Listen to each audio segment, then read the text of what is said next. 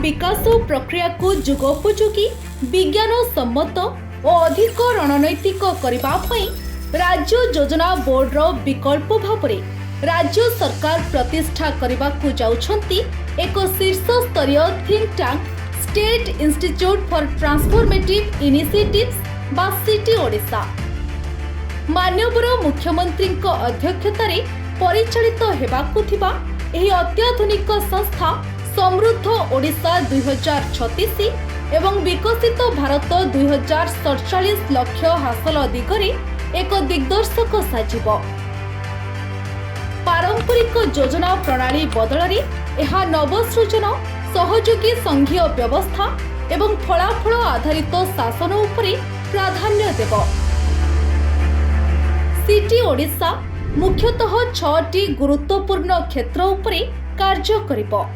अर्थनीति और आर्थिक प्रगति, ग्रामीण अर्थनीति और जीविका, निजुक्ति और शहरी विकास, नवसृजन और अभिनव चिंताधारा, शक्ति परिवर्तन, परिवेश, खनि और प्राकृतिक संपद परिचालना।